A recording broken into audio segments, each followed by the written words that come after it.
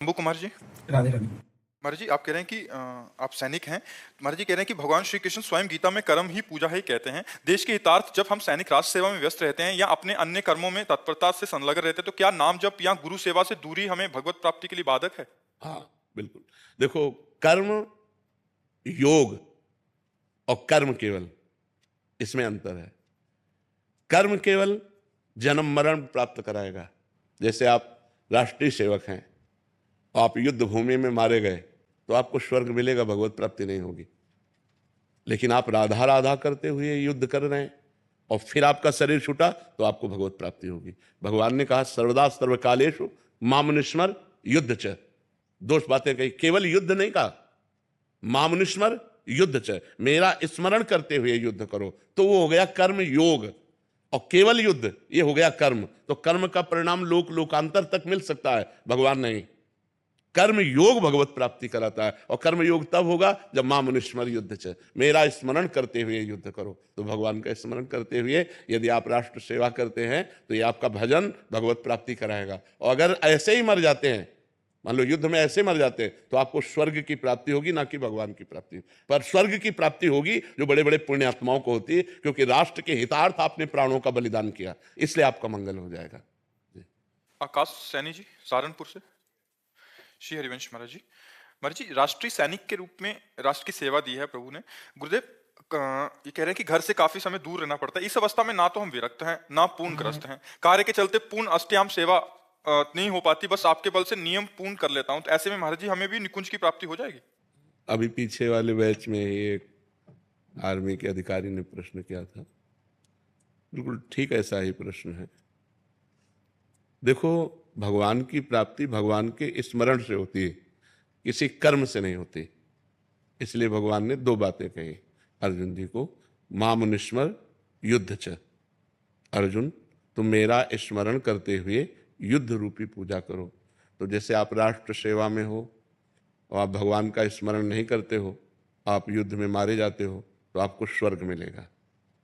कुछ समय तक पुण्य भोग भोगोगे, फिर मृत्यु लोक में जन्म होगा। यदि आप राधा राधा जपते हो और युद्ध भूमि में भगवान का स्मरण करते हुए शरीर छूटता है, तो आपको सीधे भगवान की प्राप्ति होगी। ये राष्ट्र सेवा बहुत बड़ा कर्म है, छोटा मोटा कर्म नहीं है। क्योंकि अपने परिवार से दूर लगभग लगभग प्राय व्यापारी भी कई दिनों के लिए हो जाते हैं, विदेश में जाना है, कई मतलब बहुत ऐसे डिपार्टमेंट हैं जो हर समय परिवार में ही थोड़ी रहते हैं, परिवार से दूर रहते हैं। और प्राणों का कभी भी किसी का भी योग हो सकता है, किसी भी कारण से, या मृत्यु कभी भी किसी की कैसे भी हो सकती है। तो हमको अपने कर्तव्य पर ध्यान देना है।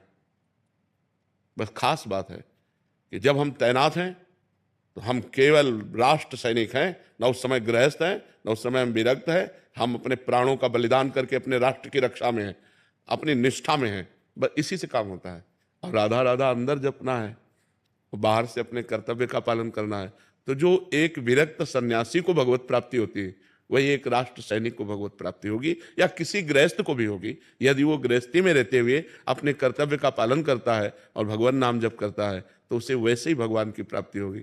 देखो, बड़े उच्च कोटि के गृहस्थ हुए हैं, जैसे नरसिंह मेहता जी, बेटी थी, बेटा था, पत्नी थी। पीपा जी पत्नी थी, राजा थे। अम्बरीश जी बड़े उच्च कोटि के गृहस्थ हुए हैं। तो क्या वो पत्नी सेवन नहीं करते थे, या भोजन नहीं करते थे, या राज वैभव का? सब बिल्कुल एक गृहस्थ जैसा करते थे, लेकिन धर्म से करते थे और भगवान का स्मरण करते हुए करते थे और भगवान को समर्पित थे। इसी से उनको भगवत प्राप्ति हो गई। तो ऐसा आप भी करें, भगवान को समर्पित हैं, राष्ट्र सेवा में हैं, नाम जप कर रहे हैं। जब घर गए तो भरपूर प्यार परिवार वालों को दिया, और जब तैनात हैं तो राष्ट्र की सेवा के लिए बिल्कुल निर्मोही होकर, राष्ट्र के सामने कुछ नहीं, तो बस फिर भगवत प्राप्ति हो जाएगी। जिन संतों को देख के लगता है अंदर से मन लगता है कि ये जीवन व्यर्थ ना चला। हाँ, ये बहुत बहुत कीमती बात है आपकी, ये मन डरता है कि जीवन व्यर्थ ना चला जाए। बहुत कीमती बात है, और यही आपको भजन कराएगा।